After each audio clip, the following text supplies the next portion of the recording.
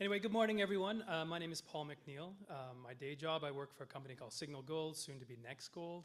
I'm also a consultant with McNeill. So today I'm here presenting on behalf of McNeill. Specifically, I want to present to you a project that was recently developed one Saturday morning about 3 months ago over coffee.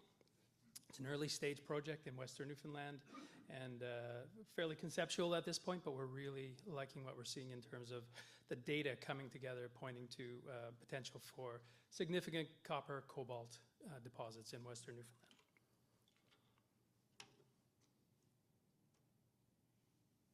I will be looking forward and making forward-looking statements. That's my job. McNeill, 2 slides on corporate. McNeill is a diversified explorer. We're looking for gold, copper at the moment, cobalt, etc. We are able to leverage certain relationships that we have with various companies, which I'll talk to you a little bit later, on various projects. And we have quality exploration assets with scale, one of which I'm going to talk to you about today. We have a proven discovery team associated with the project, numerous discoveries. We have a first mover advantage in this project specifically, and we have a compelling valuation, which I'll mention one sentence on that, no further. So in terms of our partnerships, we have a partnership with Newmont in Argentina. It's the Boleadera project. Paul Robinson is here in the room. He probably knows more about that project than anyone else on the team at the moment. But that's a very interesting project with Newmont. That's really interesting gold anomalies right along strike from one of Newmont's current mines in Argentina. Lots of potential there. If that came in, that would be a game changer for the company. We currently have a relationship with Gold Hunter, which Dave just presented on. We have a couple of relationships in Quebec with Opus One and Vior as well. And just in the last year, as an example, we have 1.7 million in cash and shares came in through some of these agreements in 2024, with about another 8 million to come in over the next year and a half through those agreements. Just as an FYI, that's about 4 or 5 times our market cap currently. So if anyone's interested in a 5-bagger over the next year and a half, there you go. I'm paid to say that. Okay, everyone in this room more or less knows this jurisdiction. It's a fantastic jurisdiction in which to explore, in which to operate, and develop mines. And I'm not just talking about Newfoundland, I'm talking about New Brunswick and Nova Scotia as well. Situated in eastern Canada certainly comes with a lot of distinct advantages. And certainly in my career, seeing the scale at which exploration and discovery has occurred in this province in particular is phenomenal to watch and to be part of. So. So in the red dots there are the projects that we're working on currently in eastern Canada. The Cape Spencer project in New Brunswick, the Humber project, which is the subject of this talk, and the Great Northern. And anything else I should tell you about? That's about it. All right, let's jump into Humber. So as I said, this is a very recent acquisition through staking, so 100% owned interest. We staked about 40,000 hectares of land on the west coast. You can see Corner Brook's down in here, Deer Lake up in there, and the Ophiolites just off to the west. We'll take a little closer look at that. So this is all open for staking. To our knowledge, there's been very little work done in this area or recognition of mineral potential in this area. I'll throw this out there now. If anyone out there has worked on these rocks, if they are familiar with maps, any geophysical data, if you've spent time on the ground there, we would love to talk to you and to understand a little better. Within it, we have significant metalliferous anomalies, particularly around cobalt and copper, as well as several other anomalies. There is an 8-kilometer zone at the Hughes Lake, which we'll take a closer look at. That's a copper anomaly and cobalt anomalies along a mafic volcanic unit there in soil samples. We think we have a first mover advantage in that this area has not been looked at. There's really no staking around us at the moment either. Maybe that changes later today. But we see the potential here, and what we're looking for are sedimentary hosted stratiform copper deposits. So that's really, we'll take a closer look at that as well. We feel that the geology here and the geochemical signatures that we're seeing is analogous to the Kalahari, the Central African Copper Belt, and the Cooper-Schiefer Belt. These are some of the larger copper and cobalt producers in the world. About 60% of the world's cobalt comes from these deposit types. Jumping into the regional geology, so we're located in the Humber zone of the Appalachians on the west coast. The box there, you can see the section line associated with that box, and then on the lower part of the slide, you can see the cross section through there. Located in the Humber zone of the Appalachians, these are oceanic crusts, ophiolites. There's island arcs and shelf sediments accreted onto the thrust, which is very important. The accretion and the deformation is an important part of the story. And they're accreted onto Precambrian Grenville basement, and also a very important part of the story. There are also nearby copper and zinc deposits, VMS-type deposits, Mississippi Valley, et cetera, in the York Harbor and Daniels Harbor systems. We know there's orogenic gold throughout here. We just heard about Glover Island. We just heard about Great Northern, et cetera. So that's also a very important part of the story. All of which are linked to this concept of sedimentary hosted stratiform copper deposits. I had to write that out because I just couldn't remember SSC. Anyway, Cambrian Ordovician platformal sedimentary rocks, those are what we're looking at specifically. And outlined in the cross section, just to point those out, that would be these beige rocks right here. So these two areas right there.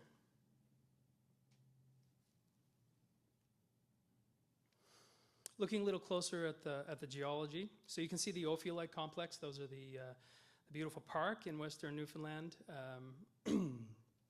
outlined in purple, and the rocks of interest to us are outlined in the browns, and to a lesser extent, the beiges. And those are the Humber Arm sedimentary rocks, part of this Humber Arm allochthon. But also in the purple there in the lower right is the Hughes Lake block, which are plutonic and mafic volcanic rocks. These are host to the copper, cobalt, and other metal anomalies. And I've got a couple there plotted. The cobalt is plotted there in the bubble plots to kind of give you a sense of that. And so our staking was focused around the geochemistry combined with the geology. And essentially, that's where the concept comes from. Looking regionally at the island, these on your left is the copper anomalies for the island and in lake sediment data, and cobalt on the right. And you can see that Rambler's there, Tilt Cove is there, York Harbor, the Tults Tally Belts in central Newfoundland, et cetera. And you can see there's a clear association between copper and cobalt in those metalliferous zones, which is very similar to what we see in the Humber zone associated with this project. Zooming in a little closer, this is the gridded data for 4 elements: cobalt in the top left, copper to the right, lead lower left, and silver in the lower right. And what you can see is there's, with the bubble plots associated with them. So what you can see is underlain by the areas we've staked are anomalous zones associated with that. And it's the piling on of the data, the various layers of that kind of makes sense. So we got cobalt up to 160 ppm, copper up to 185 ppm, and yeah, and that's essentially what led the staking. We did conduct a principal component analysis associated with this to kind of discriminate the area in particular and to zero us in on specific elements and specific geology that we're interested in. So I'm not going to go into the concepts of PCA, but we can certainly chat about that offline if you like. The important thing here are the various colored dots that you see. The red's always good. That's one of the questions that we had is that, you know, could these copper cobalt anomalies be the result of glacial drift from the ophiolites and the ultramafic rocks to the west? So we had to discriminate that first. And what you can see, I guess I'll jump down to the blue cluster 4 there. You can see that the blue cluster of elements associated with the ophiolites only are associated with the ophiolites. And the red cluster 1, the bright dots, are not associated with the ultramafic rocks. So that was an important discriminator, which let us know that this is not a glacial dispersion phenomena that we're looking at.